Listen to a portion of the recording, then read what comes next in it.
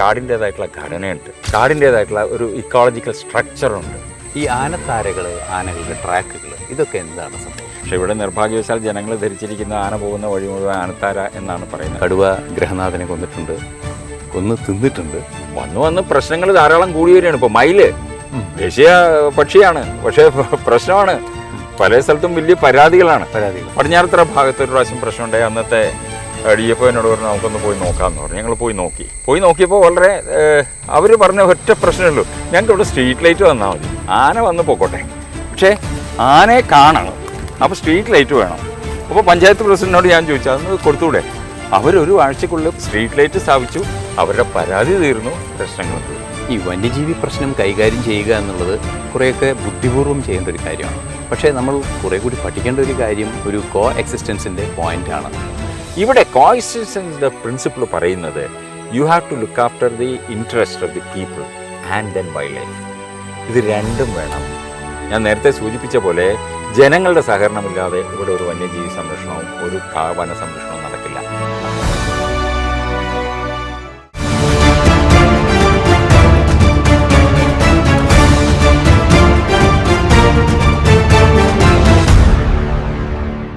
വന്യജീവി വിദഗ്ധൻ കൂടിയായ PS ഈസയുമായുള്ള അഭിമുഖം വീണ്ടും തുടരുകയാണ്. സാധ്യതകളാണ് ഇനിയും അന്വേഷിച്ചുകൊണ്ടിരിക്കുന്നത്.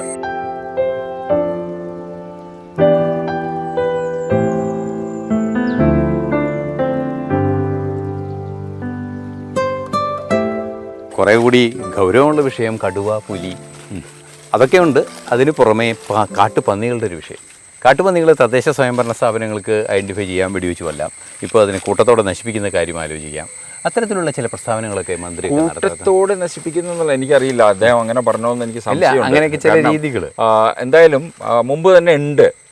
ഈ പഞ്ചായത്തിൽ കൃഷിസ്ഥലങ്ങളിൽ വരുന്ന കാട്ടുപന്നികളെ, ഈ കാട്ടുപന്നികളെ നേരിടാൻ വേണ്ടി കുറേ നാളുകളായിട്ട് എനിക്ക് 2003 തൊട്ടൊക്കെ പല മീറ്റിങ്ങുകളും നടന്നിട്ടുണ്ട്. അന്ന് ഞാനും അതിൻ്റെ ഒരു ഭാഗമായിരുന്നു. എങ്ങനെ പെർമിഷൻ കൊടുക്കാൻ പറ്റും, എന്തൊക്കെ ചെയ്യാൻ പറ്റും എന്നുള്ളതൊക്കെ. അപ്പോൾ അന്ന് തമാശയായിട്ട് പത്രങ്ങളിൽ വന്നത് ഗർഭിണികളെ കൊല്ലാൻ പാടില്ല എന്ന് പറഞ്ഞതാ വരുന്ന ഒരു റിപ്പോർട്ടെന്നൊക്കെ പറഞ്ഞിട്ടാണ്. കുറേ നമ്മൾ എത്തിക്കലായിട്ട് നോക്കിയിരുന്നു, കാരണം അത് പാടുണ്ടോ, ശരിയാണോ, എങ്ങനെയാണെന്നുള്ളത്. പക്ഷേ പിന്നീട് എടുത്ത തീരുമാനം ശരിയാണെന്ന് തോന്നുന്നു. കാരണം ഞാൻ തെലങ്കാനയിൽ പോയപ്പോഴും അവിടെ അവർ ഓർഡർ കൊടുത്തിട്ടുണ്ട്. പിന്നെ ഈ പറഞ്ഞ സർപഞ്ചുകൾക്ക്, അവിടുത്തെ പഞ്ചായത്ത് പ്രസിഡന്റിന്, അതേപോലെ മറ്റ് ചില മൃഗങ്ങളെ കൊല്ലാനായിട്ട്, കുരങ്ങിനെ കൊല്ലാനായിട്ട് ഹിമാചൽ പ്രദേശിന് ഗവൺമെൻറ് ഓഫ് ഇന്ത്യ പെർമിഷൻ കൊടുത്തിരുന്നു. ബ്ലാക്ക് ബക്കല്ല, നീൽഗായെ കൊല്ലാൻ വേണ്ടി ബീഹാറിൽ പെർമിഷൻ കൊടുത്തിരുന്നു. അപ്പോൾ പലയിടത്തും പല രീതിയിൽ ഇത് നോക്കുന്നുണ്ട്. അത് കൃഷിയിടങ്ങളിൽ ഇറങ്ങുന്നതിനെയാണ്. പക്ഷേ നീൽഗായി ആരും കൊന്നിട്ടില്ല കേട്ടോ. ഏതോ ഒരു ആൾ താല്പര്യമെടുത്ത് എവിടെ നിന്നോ നല്ല വെടിക്കാരെ കൊണ്ടുവന്ന് കുറച്ചെണ്ണത്തിനെ കൊന്നതായിട്ട് വാർത്ത ഉണ്ടായിരുന്നു. അല്ലാതെ വേറെ ഒന്നും സംഭവിച്ചതായിട്ട് കേട്ടിട്ടില്ല. അപ്പോൾ എല്ലാ സ്ഥലത്തും ഇത് നടക്കുന്നുണ്ട്. നമ്മളിവിടെ ഈ പഞ്ചായത്തുകൾക്ക് കൊടുക്കണം എന്നുള്ളത് വന്നപ്പോൾ അതൊരു പ്രശ്നമില്ലായിരുന്നു. വാസ്തവത്തിൽ അത് ചെയ്യാവുന്നു. പക്ഷേ അവിടെയും എന്ത് പറ്റി, പഞ്ചായത്തുകൾക്ക് വലിയ താല്പര്യമൊന്നുമില്ല. പഞ്ചായത്തുകാർ ഇത് ഇങ്ങനെ പറഞ്ഞു. അവിടെയും വനം വകുപ്പ് തന്നെ നേരിട്ട് എടുക്കേണ്ടി വന്നു.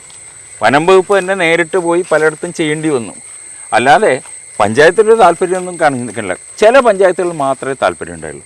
പലപ്പോഴും പരിഹാര മാർഗങ്ങൾ ഇതൊന്നും അല്ലാത്ത ഞാൻ ഒരു ഉദാഹരണം പറയാം. പടിഞ്ഞാറത്തറ ഭാഗത്ത്, വയനാട്ടിൽ പടിഞ്ഞാറത്തറ ഭാഗത്ത് ഒരു പ്രാവശ്യം പ്രശ്നമുണ്ടായി. അന്നത്തെ DFO എന്നോട് പറഞ്ഞു നമുക്കൊന്ന് പോയി നോക്കാമെന്ന് പറഞ്ഞു. ഞങ്ങൾ പോയി നോക്കിയപ്പോൾ വളരെ അവർ പറഞ്ഞ ഒറ്റ പ്രശ്നമുള്ളൂ, ഞങ്ങൾക്ക് ഇവിടെ സ്ട്രീറ്റ് ലൈറ്റ് വന്നാൽ മതി, ആന വന്ന് പോയിക്കോട്ടെ, പക്ഷേ ആനയെ കാണണം, അപ്പോൾ സ്ട്രീറ്റ് ലൈറ്റ് വേണം. അപ്പോൾ പഞ്ചായത്ത് പ്രസിഡന്റിനോട് ഞാൻ ചോദിച്ചു അതൊന്ന് കൊടുത്തൂടെ. അവരൊരു ആഴ്ചക്കുള്ളിൽ പഞ്ചായത്തിൻ്റെ സ്ട്രീറ്റ് ലൈറ്റ് സ്ഥാപിച്ചു, അവരുടെ പരാതി തീർന്നു, പ്രശ്നങ്ങളും തീർന്നു. ആനയെ കാണാനും മാറാനും എല്ലാ സൗകര്യമായി.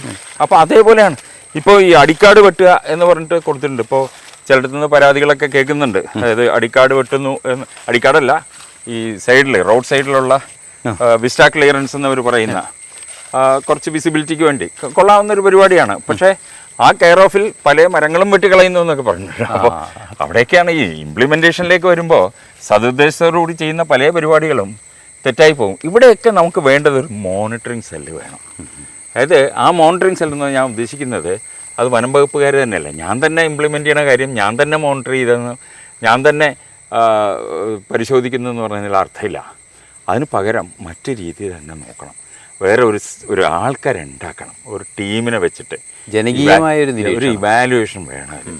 ഈ ഇപ്പോൾ പല പ്രശ്നങ്ങളും നേരിടുന്നതിന് സോഷ്യലായിട്ടുള്ള ചില ശ്രമങ്ങൾ നടത്തിയതിലൊന്ന് ജനജാഗ്രതാ സമിതി എന്ന് പറഞ്ഞു. വലിയ ഉദ്ഘാടനമൊക്കെ നടത്തിയിരുന്നു. എനിക്ക് തോന്നുന്നത് അന്നത്തെ മുഖ്യമന്ത്രി തോൽപ്പെട്ടിയിൽ വന്നിട്ട് വലിയ ഉദ്ഘാടനമൊക്കെ നടത്തി. ജനജാഗ്രതാ സമിതിയുടെ സംഗമം എന്ന് എന്തൊക്കെ പേരൊക്കെ ഇട്ടു. അതേപോലെ തന്നെ ഡിസ്ട്രിക്ട് തലത്തിൽ എന്താ ഓരോ ജില്ലാ തലത്തിൽ കമ്മിറ്റികളൊക്കെ ഉണ്ടാക്കി. എന്ത് സംഭവിച്ചു? ഒന്നും സംഭവിച്ചില്ല. അതേസമയം ഈ ഇവരുടെയൊക്കെ എന്ന് പറഞ്ഞിട്ട് പബ്ലിക് പാർട്ടിസിപ്പേഷനോട് കൂടി ഞങ്ങളൊരു രേഖ ഉണ്ടാക്കിയിട്ടുണ്ട്, ഞങ്ങളൊരു പദ്ധതി ഉണ്ടാക്കിയെന്ന് പറഞ്ഞ് വനം വകുപ്പ് ഇവിടെ ഒരു മീറ്റിംഗ് വിളിച്ചു തിരുവനന്തപുരത്ത്. ആ മീറ്റിങ്ങിൽ വന്നപ്പോഴേക്കും പ്രിൻ്റ് ചെയ്ത കുറേ നിർദ്ദേശങ്ങളൊക്കെ അടങ്ങിയൊരു സാധനം തന്നു. എന്നിട്ട് നമ്മുടെ നിർദ്ദേശം കൊടുക്കാൻ പറഞ്ഞു. പക്ഷെ അവർ ഓൾറെഡി പ്രിൻ്റ് ചെയ്ത് ഫൈനലൈസ് ചെയ്ത സാധനം. എന്നിട്ട് എന്താ പറയുക? സ്റ്റേക്ക് ഹോൾഡർ പാർട്ടിസിപ്പേഷൻ.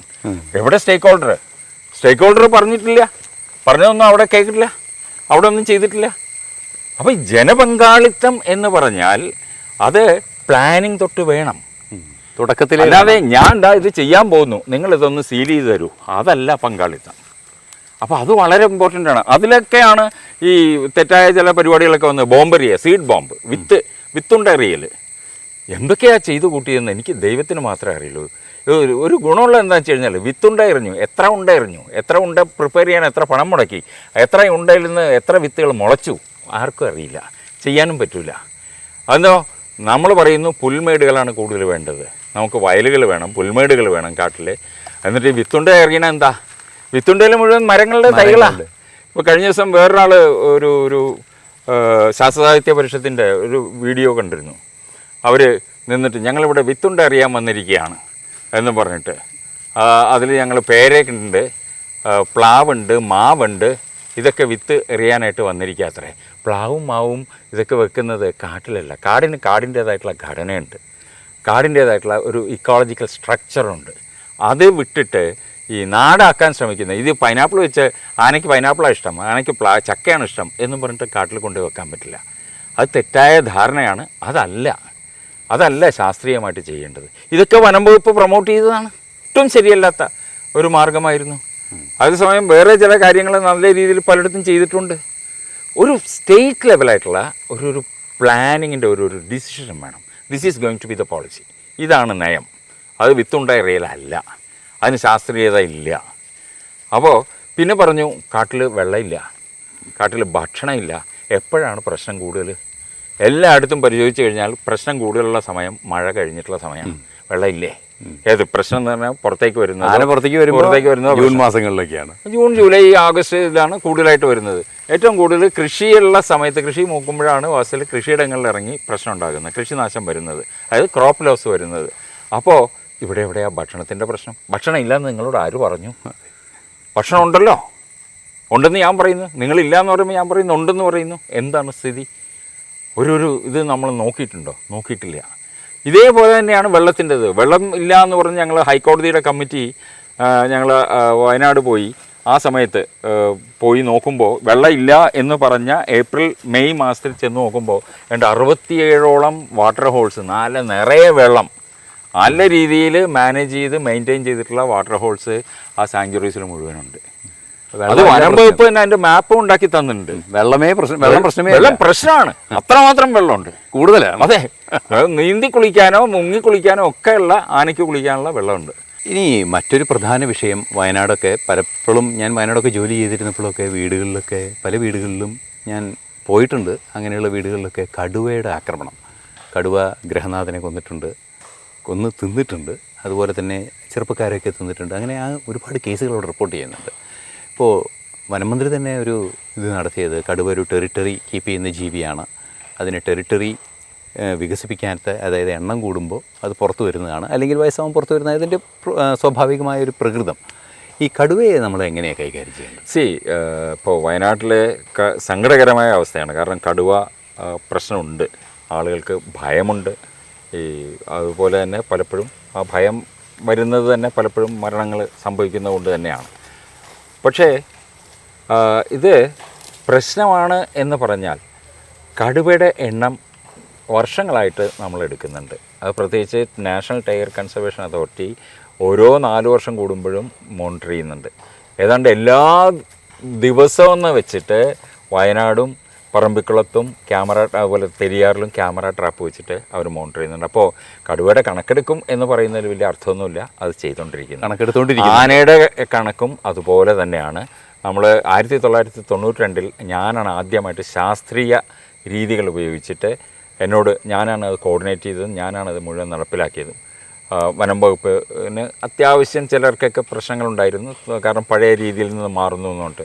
അന്നാണ് ട്രാൻസെക്റ്റും ബ്ലോക്ക് കൗണ്ടും എല്ലാം വളരെ ശാസ്ത്രീയമായിട്ടുള്ള ഡങ് കൗണ്ടും ഒക്കെ ആദ്യമായിട്ട് തുടങ്ങി. 92, 96, 2000 അങ്ങനെ എല്ലാ വർഷവും 3-4 വർഷം 3-4 പ്രാവശ്യം ഞാൻ തന്നെ ചെയ്തു. പിന്നീട് കഴിഞ്ഞ തവണയും നടത്തിയിരുന്നു, വനം വകുപ്പ് നടത്തുന്നുണ്ടത്. അപ്പോൾ കണക്കില്ലാത്തതല്ല പ്രശ്നം, കണക്ക് എങ്ങനെ നമ്മൾ ഉപയോഗിക്കുന്നു എന്നുള്ളതാണ്. ഈ കണക്കെടുക്കുന്നത് എന്തിനാ? അതിൻ്റെ ആ ഒരു പീരീഡിലുള്ള ഡിസ്ട്രിബ്യൂഷൻ, അതിൻ്റെ വിതരണം, എവിടെയൊക്കെയാണ് അത് പോകുന്നത്, അവിടെ പോകുമ്പോൾ അതൊരു ഈവൻ ഡിസ്ട്രിബ്യൂഷൻ ആണോ, പ്രശ്നങ്ങളുണ്ടോ, എന്തുകൊണ്ട് അവിടെ വരുന്നില്ല, അങ്ങനെയുള്ള കുറേ വിവരങ്ങൾ നമുക്ക് കിട്ടും. അങ്ങനെയുള്ള വിവരങ്ങൾ നമ്മൾ പ്ലോട്ട് ചെയ്ത് നമുക്ക് മാപ്പിലൂടെ ഈ സംഭവങ്ങളൊക്കെ നമുക്ക് കിട്ടണം, എന്നാലേ നമുക്ക് പ്ലാനിങ് നടക്കുള്ളൂ. അപ്പോൾ അങ്ങനെയുള്ളൊരു സംഭവമില്ല. ഇപ്പോൾ എന്താണെന്ന് വെച്ച് കഴിഞ്ഞാൽ, ഈ സർക്കാർ വന്നതിന് ശേഷം ഇത്ര ആന എന്ന് പറയുന്ന ഈ എല്ലാ ആനക്കുട്ടികളുടെയും ഉത്തരവാദിത്വം സർക്കാർ ഏറ്റെടുക്കുന്നു എന്ന് പറയുന്ന പോലെയാണ്. അതല്ല, ആ കണക്കുകൾ നമ്മൾ ഏത് രീതിയിൽ ഉപയോഗിക്കുന്നു എന്നുള്ളതാണ്. അപ്പോൾ കടുവകളുടെ പ്രശ്നം, ഇപ്പം ഞാൻ വയനാടിൻ്റെ കാര്യം നേരത്തെ പറഞ്ഞു, ധാരാളം സെറ്റിൽമെൻറ്റ്സ് ഉണ്ട് എല്ലായിടത്തും, അവിടെ ഇവിടെയൊക്കെ സെറ്റിൽമെൻറ്റ്സാണ്. വാസ്തവത്തിൽ ആനയെപ്പോലുള്ളൊരു ജീവിക്കുക കടുവകൾക്ക് എവിടെ കൂടി നടക്കുന്നതിനൊക്കെ പ്രശ്നമുണ്ട്. അപ്പോൾ ആൾക്കാരെ മുട്ടാതെയോ അല്ലെങ്കിൽ ആളുകളെ കാണാതെയോ നടക്കാൻ അതിന് ബുദ്ധിമുട്ടാണ്. അങ്ങനെയാണ് ജീവിച്ചു പോകുന്നത്. പിന്നെ ഒരു പ്രശ്നമുള്ളത്, ഇപ്പോൾ വയനാട്ടിൽ തന്നെ ഇപ്പോൾ ഈ കടുവയുടെ ടെറിട്ടറിയുടെ പ്രശ്നം പറഞ്ഞു. അത് ഈ പ്രേ സ്പീഷീസ് അവൈലബിലിറ്റി, എത്രമാത്രം പ്രേ സ്പീഷീസ് ഉണ്ട് എന്നുള്ളതനുസരിച്ചാണ് ഇരിക്കുന്നത്. വാസ്തവത്തിൽ വയനാട്ടിൽ പ്രേ സ്പീഷീസിൻ്റെ ഒരു അബണ്ടൻസ് നമ്മളൊരു കണക്ക് നോക്കണം. അത് എത്രമാത്രം ഉണ്ട്, അതിൻ്റെ ഡിസ്ട്രിബ്യൂഷൻ എന്താണ്. എനിക്ക് തോന്നുന്നത്, ഞാൻ കുറേ നാളുകളായിട്ട് പറയുന്നുണ്ട്, അതൊരു ശരിക്കുള്ള വളരെയധികം ശാസ്ത്രീയമായിട്ട് വളരെ സീരിയസ് ആയിട്ട് എടുത്തുകൊണ്ട് ചെയ്യണം. ഇത് പറയുമ്പോൾ പറയും ഞങ്ങൾ എടുത്തിട്ടുണ്ടെന്ന് പറയും. ആരെടുത്തു, എവിടെ, കണക്കെവിടെ ചോദിച്ചു കഴിഞ്ഞാൽ ഇല്ല. അത് മാത്രമല്ല വേണ്ടത്, ഇത് അന്ന് 92 1000-ഓളം വോളണ്ടിയേഴ്സ്, ട്രെയിൻഡ് വോളണ്ടിയേഴ്സ് ഇതിൽ പങ്കെടുത്തിരുന്നു. അപ്പോൾ നമ്മൾ നടത്തുന്ന കണക്കെടുപ്പിൻ്റെ ഇതിന് ഒരു ക്രെഡിബിലിറ്റി വരികയാണ്. ആ ക്രെഡിബിലിറ്റി ഇപ്പോൾ ഇല്ല. കാരണം ഇപ്പോൾ വനം വകുപ്പ് ജീവനക്കാരോ അല്ലെങ്കിൽ അവർക്ക് തോന്നിയ കുറേ ആളുകൾ, അടുത്തുള്ള ആൾക്കാരെ NGOs അപ്പോൾ പറയും ജനപങ്കാളിത്തം എന്ന് പറയും. അതല്ല, ട്രെയിനിങ് കൊടുത്ത് അവരെ കൊണ്ടുപോയി അവരെ ഉൾപ്പെടുത്തണം. അപ്പോൾ അല്ലെങ്കിൽ ഈ വനം വകുപ്പ് നടത്തുന്ന നേച്ചർ ക്യാമ്പുകളിലൊക്കെ ഇത് ഒരു ട്രെയിനിങ്ങിൻ്റെ അതിൻ്റെ ഒരു ഭാഗമാക്കി വിശദീകരിക്കുക. അപ്പോൾ അവരെ നമുക്ക് പിന്നീട് ഉപയോഗിക്കാവുന്ന രീതിയിൽ. ഇപ്പോൾ അതില്ല, ജനപങ്കാളിത്തം ഇല്ല. അന്ന് ഞാൻ ഉപയോഗിച്ചത് 900, കേരളം മുഴുവൻ ഓടി നടന്ന് ട്രെയിനിങ് കൊടുത്തു, ആളുകൾക്കും കൊടുത്തു, വനം വകുപ്പും കൊടുത്തു, പബ്ലിക്കുകൾ അന്ന് പങ്കെടുത്തിരുന്നു. അപ്പോൾ ആ ഒരു ജനപങ്കാളിത്തത്തോടു കൂടിയുള്ള സംഭവം നടത്തണം, അല്ലാതെ ഒന്നും മറച്ചു വെക്കേണ്ട ആവശ്യമില്ല. അന്നും ചില പരാതികളൊക്കെ വന്നിരുന്നു. എന്നോട് പറഞ്ഞു വീട്ടിൽ ക്യാമ്പിരുന്നാൽ മതി, ഞാൻ പറഞ്ഞുതരാം, നീ എഴുതിക്കോ എന്ന് പറഞ്ഞു എന്നൊക്കെ പറഞ്ഞ പരാതികൾ വളരെ അപൂർവമായിട്ട് വന്നിരുന്നു. പക്ഷേ എന്നാലും ധാരാളം ആളുകളുള്ളപ്പോൾ നമ്മൾ കുറച്ചും കൂടി സത്യസന്ധത, നമ്മുടെ ട്രാൻസ്പെറൻസി, അത് കുറച്ചും കൂടി നന്നായിട്ടുണ്ടാകും. ഇതിൽ ഇപ്പം എനിക്ക് തോന്നുന്നത് ഈ കടുവയുടെയും പുലിയുടെയൊക്കെ പ്രശ്നത്തിൽ ഇപ്പം ചെയ്യാവുന്ന ഇത് മാത്രമേ ഉള്ളൂ പ്രശ്നങ്ങൾ. പക്ഷേ അതിന് തിരിച്ചുവിടാൻ പാടില്ല, അതൊരു പോളിസിയാക്കി എടുത്തിട്ടുണ്ടെന്ന് തോന്നുന്നു. തിരിച്ചുവിടരുത്. പ്രശ്നക്കാരായതിനെ വീണ്ടും കൂട്ടിലാക്കിയിട്ട് പിന്നെ അവിടെ തന്നെ തുറന്നു വിടുന്ന ആ പരിപാടി പാടില്ല. അപ്പോൾ ക്യാപ്റ്റീവായി കടുവകളെ സൂക്ഷിക്കേണ്ടി വരും. കാരണം ലെപ്പേർഡിന് അങ്ങനെയായിരുന്നു ഗവൺമെൻറ് ഓഫ് ഇന്ത്യയുടെ പോളിസി. പ്രശ്നക്കാരനാണെന്ന് ഉറപ്പാണെങ്കിൽ അതിനെ തിരിച്ച് കാട്ടിലേക്ക് വിടരുത്. അങ്ങനെയാണ് പല സ്ഥലങ്ങളിലും ലെപ്പേർഡിൻ്റെ എണ്ണം ഉള്ള ധാരാളം കേജസ് അല്ല, വലിയ എൻക്ലോഷേഴ്സൊക്കെ പലയിടത്തും ഉണ്ടായിരുന്നു. ആസാമിലുണ്ട്, ഗുവാഹട്ടി സൂവിലുണ്ടായിരുന്നു, ഇവിടെ മഹാരാഷ്ട്രയിൽ ബോംബെയിൽ രാജീവ് ഗാന്ധി സഞ്ജയ് ഗാന്ധി നാഷണൽ പാർക്കിൻ്റെ അവിടെ ഉണ്ടായിരുന്നു. അങ്ങനെ പല സ്ഥലങ്ങളിലും അതുണ്ടായിരുന്നു. അങ്ങനെ അവർ പ്രത്യേക സൗകര്യം ഉണ്ടാക്കിയിരുന്നു. അപ്പോൾ അത് പ്രശ്നം വേറൊന്നും കൂടിയുണ്ട്, പല സ്ഥലത്തും കുരങ്ങിൻ്റെ പ്രശ്നമുണ്ട്. കുരങ്ങിൻ്റെ പ്രശ്നം ഞാൻ ചോദിക്കാൻ വരികയായിരുന്നു. ഇഞ്ചി കർഷകരൊക്കെ വലിയ പരാതികൾ പറഞ്ഞിട്ടുണ്ട്. കുരങ്ങിൻ്റെ പ്രശ്നം ചില സ്ഥലങ്ങളിൽ നമ്മൾ കുരങ്ങിന് ഭക്ഷണം കഴിക്കാൻ അറിയില്ല എന്നുള്ള മട്ടിൽ നമ്മൾ ഭക്ഷണം കൊടുക്കും, അത് തെറ്റായ ഇതാണ്. പക്ഷെ അത് മാത്രമൊന്നും അല്ല, കുരങ്ങ് പലയിടത്തും പ്രശ്നം തന്നെയാണ്. ഇത് വൈൽഡ് ലൈഫ് ഇൻസ്റ്റിറ്റ്യൂട്ട് ഓഫ് ഇന്ത്യയുടെ രീതിയിൽ ഒരു വർക്ക്ഷോപ്പ് നടത്തിയിരുന്നു ഞങ്ങൾ. അത് രണ്ട് രീതി. അപ്പോൾ ഞാൻ അതിൻ്റെ ഭാഗമായിട്ട് effectiveness of conflict mitigation measures, അതായത് കേരളത്തിലെ പ്രതിരോധ മാർഗ്ഗങ്ങൾ എത്രമാത്രം ഫലപ്രദമാണ് എന്നതിനെപ്പറ്റി പഠിച്ചിട്ട് ഞാനൊരു റിപ്പോർട്ട് ഉണ്ടാക്കിയിരുന്നു. പക്ഷെ അതിൽ വന്ന ഒരു സാധനം ഈ കുരങ്ങിൻ്റെ ഒരു ചർച്ച വന്നിരുന്നു. അപ്പോൾ എല്ലാവരും പറയുന്ന കുരങ്ങിനെ ഒന്നെങ്കിലും പിടിച്ചിട്ട്, അല്ലാതെ ഈ പറഞ്ഞ എന്താ വന്ധ്യംകരണമൊന്നും നടക്കില്ല. കാരണം പണ്ട് ഒരിക്കൽ കൽപ്പറ്റയിൽ ശ്രമിച്ചിട്ട് പരാജയപ്പെട്ടതാണ്. കാരണം ഇത്ര എണ്ണത്തിനൊക്കെ പിടിച്ചിട്ട് അന്ന് കുറേ എണ്ണം ചത്തു. അത് രഹസ്യമായിട്ടാണ് ആൾക്കാർ സൂക്ഷിച്ചിരിക്കുന്നതെങ്കിൽ പോലും കുറച്ചെണ്ണമെങ്കിലും ചത്തു. അപ്പോൾ അത് നമ്മൾ ഭംഗിയായിട്ട് പിടിച്ച് അതിനെ ഒരു വലിയ വലയോ സംവിധാനം എന്തെങ്കിലുമൊക്കെ ഉണ്ടാക്കി നിൽക്കാനേ പറ്റുള്ളൂ. പക്ഷേ എത്രമാത്രം സാധ്യമാണ് എന്നറിയില്ല. അത് വലിയൊരു പ്രശ്നമാണ്. ഇപ്പോൾ ഒരു ഉദാഹരണത്തിന് ശാസ്താംകോട്ടയിലെ കുരങ്ങുകളെ പണ്ട് തൊട്ടേ കൊട്ടാരത്തിൽ ശങ്കരയുടെ ഐതിഹ്യമാലയിലൊക്കെ പറഞ്ഞിട്ടുള്ളതാണ് ഈ ശാസ്താംകോട്ടയിലെ കുരങ്ങുകൾ. അന്ന് തിരുവിതാംകൂർ മഹാരാജാവ് അതിന് ഭക്ഷണത്തിന് കൊടുക്കാൻ വേണ്ടി റേഷൻ കൊടുത്തിരുന്നു എന്നൊക്കെയാണ് അന്നത്തെ ഇത് കൊടുക്കുമായിരുന്നു. പക്ഷേ പിന്നീട് പ്രശ്നമായി മാറി. ഇപ്പോൾ അവിടെ ചെന്ന് കഴിഞ്ഞാൽ അവർ പറയും, ഇപ്പോഴല്ല കുറച്ച് നാൾ മുമ്പ് വരെ പറയും ഇത് പ്രശ്നമാണ്. അവർ തന്നെ ചന്തക്കുരങ്ങെന്നും അമ്പലക്കുരങ്ങെന്നും പറഞ്ഞ് ആക്കി. അപ്പോൾ അമ്പലക്കുരങ്ങ് പ്രശ്നമില്ല, ചന്തക്കുരങ്ങാ പ്രശ്നം. അപ്പോൾ ചന്തക്കുരങ്ങനെ പിടിക്കണം. ഞാൻ അന്നും പറഞ്ഞു, ചന്തക്കുരങ്ങനെ പിടിച്ചാൽ അമ്പലക്കുരങ്ങിൻ്റെ ഭാഗം ചന്തക്കുരങ്ങായി മാറും. ചന്തക്കുരങ്ങനെ പിടിച്ചു, വലിയ ബുദ്ധിമുട്ടി. എന്നിട്ട് എവിടെ കൊണ്ടുപോയിട്ടു? കുളത്തൂപ്പുഴ ഭാഗത്ത് കൊണ്ടുപോയി. ഇപ്പോൾ കുളത്തൂപ്പുഴ ചെന്ന് കഴിഞ്ഞാൽ അവർ പറയും നിങ്ങളുള്ള കുരങ്ങനെയൊക്കെ എവിടെ കൊണ്ടുവന്നിട്ട് ഞങ്ങൾക്ക് പ്രശ്നമായി എന്ന് പറയും. അപ്പോൾ നമ്മുടെ പോളിസി തെറ്റി. അതായിരിക്കരുതായിരുന്നു. ചെയ്യേണ്ടിയിരുന്നത് വേറെ എന്തെങ്കിലും മാർഗ്ഗങ്ങളാണ്. ഒന്നെങ്കിൽ പിടിച്ചതിനെ കൂട്ടിലാക്കുക, അല്ലെങ്കിൽ ഒരു വലിയ എൻക്ലോഷറിലേക്ക് മാറ്റുകയായിരുന്നു വേണ്ടിയിരുന്നു. നമുക്കൊരു റെസ്ക്യൂ സെൻറ്റർ വേണം ശരിക്കും ഇതിനെയൊക്കെ ഇടാനായിട്ട്. ആ ഒരു റെസ്ക്യൂ സെൻറ്റർ നമ്മൾ എവിടെയെങ്കിലും ഉണ്ടാക്കി കഴിഞ്ഞാൽ അത് നന്നായിരിക്കും. അപ്പോൾ കേരളത്തിൽ പ്രായോഗികമാണോ ഒരു റെസ്ക്യൂ സെൻറ്റർ? പ്രായോഗികതയുടെ പ്രശ്നമൊന്നുമില്ല. നമ്മൾ അതിനെ ബ്രീഡ് ചെയ്യാൻ സമ്മതിക്കാതിരുന്നാൽ മതി, അത്രയല്ലേ. ഇപ്പോൾ വന്ന് പ്രശ്നങ്ങൾ ധാരാളം കൂടി വരികയാണ്. ഇപ്പോൾ മയില് ദേശീയ പക്ഷിയാണ്, പക്ഷേ പ്രശ്നമാണ്. പല സ്ഥലത്തും വലിയ പരാതികളാണ് മയിലിനെ പറ്റി. അപ്പോൾ നമുക്ക് നോക്കിക്കഴിഞ്ഞാൽ എല്ലാം പ്രശ്നമാണ്. പാമ്പുകൾ പ്രശ്നമാണ്, എല്ലാം പ്രശ്നം തന്നെ. ഒരുപക്ഷെ നാളെ സർക്കാരിനോട് ചലന്തിയെ കണ്ട് പേടിച്ച് മരിച്ചു എന്നാൽ പറഞ്ഞാൽ നഷ്ടപരിഹാരം കൊടുക്കണമെന്ന് ഇവിടുത്തെ രാഷ്ട്രീയക്കാരോ ആരെങ്കിലുമൊക്കെ ആവശ്യപ്പെടാൻ സാധ്യതയുണ്ട്. അപ്പോൾ ഇതിലൊന്നുമല്ല കാര്യത്തിൽ നമുക്ക് വേണ്ടത് ഈ പറഞ്ഞ രീതിയിൽ ഓരോ സൈറ്റിനും പ്രത്യേകിച്ച് ചെയ്യേണ്ട കാര്യങ്ങൾ അത് ഭംഗിയായിട്ട് പ്ലാൻ ചെയ്യുക, ഭംഗിയായിട്ട് ഇംപ്ലിമെൻ്റ് ചെയ്യുക, അത് മോണിറ്റർ ചെയ്യുക. ഇതൊക്കെ നടക്കുന്നുണ്ടോ എന്ന് നോക്കാൻ വേണ്ടി ഒരു പ്രത്യേക ഒരു സമിതി ഉണ്ടാക്കണം. അതിൽ ജനപ്രതിനിധികളെ കൊണ്ട് കാര്യമില്ല, പക്ഷേ ജനപ്രതിനിധികൾ എന്ന് ഞാൻ പറഞ്ഞത് ജനത്തെ പ്രതിനിധീകരിക്കുന്ന സ്ഥലത്തെ പ്രധാന ദിവ്യന്മാരെ ആരെങ്കിലുമൊക്കെ യഥാർത്ഥത്തിലുള്ള ആൾക്കാരെ വെക്കുക, ശാസ്ത്രജ്ഞന്മാരോ അല്ലെങ്കിൽ വൈൽഡ് ലൈഫുമായിട്ട് ബന്ധപ്പെട്ട ആളുകളെ വെക്കുക. അപ്പോൾ നമുക്കിതൊന്ന് ഓടി നടന്ന് നോക്കാൻ പറ്റും. നോക്കിക്കഴിഞ്ഞാൽ ഭംഗിയായിട്ട് സംഭവം നടക്കും. ഇത് നമ്മുടെ പ്രശ്നം ഇംപ്ലിമെൻറ്റേഷൻ ഇല്ല, മോണിറ്ററിങ് ഇല്ല. ഓരോരുത്തർക്കും തോന്നിയ പോലെ ഓരോ സംഭവം നടക്കുന്നു. അത് പാടില്ല. ഈ വന്യജീവി പ്രശ്നം കൈകാര്യം ചെയ്യുക എന്നുള്ളത് കുറേയൊക്കെ ബുദ്ധിപൂർവ്വം ചെയ്യേണ്ട ഒരു കാര്യമാണ്. പക്ഷേ നമ്മൾ കുറേ കൂടി പഠിക്കേണ്ട ഒരു കാര്യം ഒരു കോ എക്സിസ്റ്റൻസിൻ്റെ പോയിൻ്റാണ്. അങ്ങനെ ഈ കോ എക്സിസ്റ്റൻസിൻ്റെ സാധ്യത ഇനിയുള്ള കാലഘട്ടത്തിൽ എങ്ങനെയാണ്? അത് ഏത് രീതിയിലാണ് മനുഷ്യൻ അതിനോട് പൊരുത്തപ്പെടേണ്ടത്? ഒരുപക്ഷെ ഈ കോ എക്സിസ്റ്റൻസ് ഇപ്പോൾ പുതിയതായിട്ട് കൊണ്ടുവന്നൊരു സംഭവം എന്നുള്ള മട്ടിലാണ് ഇപ്പോൾ പറയുക എല്ലാവരും. സയൻറ്റിഫിക്കായിട്ട് കോ എക്സിസ്റ്റൻസ് ഷുഡ് ബി അവർ മോട്ടോ, നമ്മുടെ ലക്ഷ്യം അതായിരിക്കണം എന്നൊക്കെ. പണ്ട് കോ എക്സിസ്റ്റൻസ് തന്നെയായിരുന്നു. നമുക്ക് ആർക്കും ഒരു പരാതിയില്ലായിരുന്നു. നമ്മുടെ ചുറ്റുപാടുകളിൽ ധാരാളം ജീവികളുണ്ടായിരുന്നു, ആർക്കും പരാതിയില്ലായിരുന്നു. ഒരുപക്ഷെ ഏറ്റവും നല്ല കോ എക്സിസ്റ്റൻസിൻ്റെ ഉദാഹരണം നോവയുടെ പെട്ടകമാണ്. നോവയുടെ പെട്ടകത്തിൽ എല്ലാ ജീവികളും ഉണ്ടായിരുന്നു, ഇല്ലേ? അപ്പോൾ അതാണ് ഏറ്റവും നല്ല ഒരു ബൈബിളിലെ അതാണ് ഏറ്റവും നല്ല കോ എക്സിസ്റ്റൻസ്. ഇവിടെ കോ എക്സിസ്റ്റൻസിൻ്റെ പ്രിൻസിപ്പിൾ പറയുന്നത് you have to look after the interest of the people and then wildlife. ഇത് രണ്ടും വേണം. ഞാൻ നേരത്തെ സൂചിപ്പിച്ച പോലെ ജനങ്ങളുടെ സഹകരണമില്ലാതെ ഇവിടെ ഒരു വന്യജീവി സംരക്ഷണവും ഒരു വന സംരക്ഷണവും നടക്കില്ല. അപ്പോൾ അതിന് വേണ്ടത് ഇവരുടെ ആവശ്യം എന്താ, അവരെയും കൂടി ഉൾപ്പെടുത്തിക്കൊണ്ട് അവരുടെ ആവശ്യങ്ങൾ, അനാവശ്യങ്ങളല്ല ആവശ്യങ്ങൾ, അത് ഒന്ന് വിശകലനം ചെയ്ത് അതും കൂടി നോക്കിക്കൊണ്ട് അവരെയും കൂടി പങ്കെടുപ്പിച്ചുകൊണ്ട് നമുക്ക് എങ്ങനെ നടത്താൻ പറ്റും. അതാണ് കോ എക്സിസ്റ്റൻസ്. അല്ലാതെ ആളുകൾ ധരിച്ചിരിക്കുന്ന എല്ലാവരും കൂടി ഒന്നിച്ച് ജീവിക്കുക ഒരേ സ്പേസ് ആയിരിക്കാം.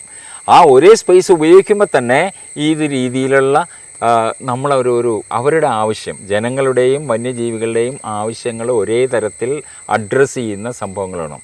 അത് നമ്മൾ നോക്കണം. അത് ഉണ്ടാകുന്നില്ല ഇവിടെയൊക്കെ. അതാണ് ഞാൻ പറഞ്ഞത്. ഇവിടെ നേരത്തെ ഈ ബോട്ടം അപ്പാണ് അല്ല, ഇപ്പോൾ ടോപ്പ് ടു ബോട്ടം, മുകളിൽ നിന്ന് താഴേക്കാണ് വരുന്നത്. ഞങ്ങളിങ്ങനെ തീരുമാനിച്ചു, ഞങ്ങൾ നടപ്പിലാക്കുന്നു. മറ്റത് പറയും, ഉണ്ടെന്ന് പറയും, പക്ഷേ ജനപങ്കാളിത്തമൊന്നും ശരിക്കും യഥാർത്ഥത്തിൽ നടക്കുന്നില്ല. അത് ശരിക്കും വേണമെന്നുണ്ടെങ്കിൽ ഈ പറഞ്ഞ രീതിയിൽ നമ്മൾ ഓരോ സ്ഥലത്തും പോയി അവരുമായിട്ട് സംസാരിച്ച് ആ കാര്യങ്ങൾ ബോധ്യപ്പെടുത്തണം. ഇത് എല്ലാ സംഭവങ്ങളിലും ഇത് തന്നെ പ്രധാനമായിട്ട് നമുക്ക് ആവശ്യമുണ്ട്. അതല്ലാതെ ഈ ഇവിടെ വന്യജീവി സംരക്ഷണം നടക്കില്ല. തന്നെയല്ല, എപ്പോഴും ആളുകൾക്ക് അതൊരു പ്രശ്നമായിട്ട് മാറുകയും ചെയ്യും. ഈ ആനത്താരകളുമായി ബന്ധപ്പെട്ട് കുറേ ചർച്ചകളൊക്കെ നടന്നിട്ടുണ്ട്. ആനത്താരകളെക്കുറിച്ച് പഠിക്കുന്നു. ഗാഡ്ഗിലിൻ്റെ കാലത്ത് തൊട്ട് തന്നെ അങ്ങനെ ചില കാര്യങ്ങളൊക്കെ നടന്നു. ഗാഡ്ഗിലൊക്കെ ഇത് അവിടെ നടത്തിയെന്നൊക്കെ പറയുന്നുണ്ട്. ഈ ആനത്താരകൾ, ആനകളുടെ ട്രാക്കുകൾ, ഇതൊക്കെ എന്താണ് സംഭവം? ഇത് ആനത്താര അല്ലെങ്കിൽ എലിഫൻറ്റ് കോറിഡോർ എന്ന് പറഞ്ഞാൽ 2 ആവാസ വ്യവസ്ഥകൾ, കഷ്ണങ്ങളായി കിടക്കുന്ന ആവാസ വ്യവസ്ഥകളെ തമ്മിൽ ബന്ധിപ്പിക്കുന്ന ചെറിയ ഒരു വഴിക്കാണ് ആനത്താര എന്ന് പറയുന്നത്. പക്ഷേ ഇവിടെ നിർഭാഗ്യവശാൽ ജനങ്ങൾ ധരിച്ചിരിക്കുന്ന ആന പോകുന്ന വഴി മുഴുവൻ ആനത്താര എന്നാണ് പറയുന്നത്. കോറിഡോർ, ആനത്താര എന്ന് നമ്മൾ പണ്ടും പറയാറുള്ളൂ, പക്ഷേ എലിഫൻറ്റ് കോറിഡോർ അല്ല അത്. അപ്പോൾ ഇവിടെ നമുക്ക് വളരെ കുറച്ചെണ്ണേ ഉള്ളൂ. ഇപ്പോൾ നമ്മൾ വയനാട് തിരുനെല്ലി കുതിരക്കോട്ട് കോറിഡോർ, അത് അവിടെയുള്ള ആളുകളെ ഒഴിപ്പിച്ചു. അത് ഞാൻ തന്നെ ഒരു NGOയിൽ വർക്ക് ചെയ്യുമ്പോൾ, വൈൽഡ് ലൈഫ് ട്രസ്റ്റ് ഓഫ് ഇന്ത്യയിൽ വർക്ക് ചെയ്യുമ്പോൾ തന്നെയാണ് അത് വാങ്ങി അത് ഒഴിപ്പിച്ചത്. അതുപോലെ അപ്പുറത്ത് ഇവിടുന്ന് കൊട്ടിയൂർ പെരിയ കൊട്ടിയൂർ കോറിഡോറുണ്ട്. അത് കുറച്ചൊക്കെ ഏറ്റെടുത്തു, പക്ഷേ ഇപ്പോഴും ചെറിയ പ്രശ്നങ്ങൾ ഉണ്ട്. അതേപോലെ അപ്പുറത്ത് വേറെ ഒരു കോറിഡോറുണ്ട്. അത് നമ്മളെ കുറ്റ്യാടിക്ക് പോകുന്ന വഴിയിൽ പക്രാന്തളം പെരിയ പക്രാന്തളം കോറിഡോറുണ്ട്. ബാക്കിയൊക്കെ ഒരു വലിയ പ്രശ്നങ്ങളുള്ള സ്ഥലങ്ങളല്ല. ഇത് എടുത്തു കഴിഞ്ഞാൽ നമുക്ക് അതിൻ്റെ ഒരു ഹാബിറ്റാറ്റ് മുഴുവൻ കൺസോളിഡേറ്റ് ചെയ്യുന്ന രീതിയിലാകാം. അല്ലാതെ ഇപ്പോൾ നോർത്ത് ഈസ്റ്റിലോ അല്ലെങ്കിൽ ഇപ്പോൾ നോർത്ത് ബംഗാളിലോ ഒഡീഷയിലോ ഒക്കെ ജാർഖണ്ഡിലൊക്കെ ഉള്ള മാതിരിയുള്ള ഒരു പ്രശ്നമൊന്നും നമ്മുടെ അവിടെ ഇല്ല. അതുകൊണ്ട് അത് ഒരു വലിയൊരു ഇഷ്യൂ ആയിട്ട് നമ്മൾ പ്രയോറിറ്റി 1 എന്നും പറഞ്ഞ് കൊടുക്കേണ്ട കാര്യമില്ല. നമുക്ക് പ്രയോറിറ്റി കൊടുക്കേണ്ടത് ഈ പറഞ്ഞ ആളുകളെ എങ്ങനെ റീലൊക്കേറ്റ് ചെയ്ത് അതിൻ്റെ അകത്ത് മുഴുവൻ കൺസോളിഡേറ്റ് ചെയ്ത് സ്വീപ്പ് ചെയ്തൊന്ന് വൃത്തിയാക്കി ആളുകളുടെ സാന്നിധ്യം കാട്ടിൽ കുറക്കാനായിട്ടുള്ളൊരു സംവിധാനം, അതാണ് നമ്മൾ നോക്കേണ്ടത്. എന്തായാലും ഈ വന്യജീവി സംഘർഷം എന്ന് പറയുന്നത്, ആ സംഘർഷം എന്ന വാക്ക് ഉപയോഗിക്കാൻ പാടുണ്ടോ എന്ന് സാർ ഇപ്പോൾ തന്നെ അതൊരു കൺഫ്യൂഷൻ പറഞ്ഞു. എനിവേ, ഈ വന്യജീവി സംഘർഷമല്ല, വന്യജീവികളോടൊത്ത് അല്ലെങ്കിൽ അവരുടെ ഒരു സാന്നിധ്യത്തിൽ തന്നെ മനുഷ്യൻ ജീവിച്ചു പോകുക എന്നുള്ളതാണ് പ്രായോഗികമായൊരു മറുപടി എന്നാണ് സാറിന് തോന്നുന്നത്, അല്ലേ? തീർച്ചയായിട്ടും. ഇതിൽ ഒരു പ്രശ്നമുള്ളത്, അതുകൊണ്ട് സൈലൻറ്റ് വാലി മൂവ്മെൻ്റ് ഒക്കെ വന്നപ്പോൾ നമ്മൾ ഓർത്ത് ജനങ്ങൾ മുഴുവൻ ബോധവന്മാരാണ്. സത്യത്തിലല്ല. ഇപ്പോഴും ജനങ്ങൾക്കറിയില്ല എന്തുകൊണ്ട് സംരക്ഷിക്കണം എന്നുള്ളതിന് ജനങ്ങൾ ഇപ്പോഴും ഉത്തരം തേടിക്കൊണ്ടിരിക്കുക. ഈ പ്രശ്നങ്ങളൊക്കെ ഉണ്ടായിട്ട് ഞങ്ങൾ എന്തുകൊണ്ട് സംരക്ഷിക്കണം എന്നുള്ള ചോദ്യം ചോദിച്ചുകൊണ്ടിരിക്കുക. അപ്പോൾ അതിനും കൂടി ഒരു ഉത്തരം കൊടുക്കത്തക്ക രീതിയിലുള്ള ബോധവൽക്കരണ പരിപാടികളും ജനപങ്കാളിത്ത പരിപാടികളും നടത്തണം. ഇത് all over the Asian elephant specialist ഗ്രൂപ്പിലെ അംഗമാണ് ഞാൻ. അപ്പോൾ അവർ ഒക്കെ തീരുമാനിച്ച ഒരു സംഭവമാണിത്. ഇത് ഈ രീതിയിൽ മാത്രമേ പോകാൻ പറ്റുള്ളൂ. പക്ഷേ ശാസ്ത്രീയമായിട്ടുള്ള അടിത്തറ ഓരോ പരിപാടിക്കും വേണം. എന്നാൽ നമുക്ക് സത്യമായിട്ടും വിജയിക്കാൻ പറ്റും. Okay, thank you very much sir. Okay. എന്തായാലും വന്യജീവി സംഘർഷം എളുപ്പം പരിഹരിക്കാവുന്നതല്ല, പക്ഷേ പരിഹാരങ്ങളുണ്ട് എന്ന് തന്നെയാണ് ഈസ സാർ പറയുന്നത്.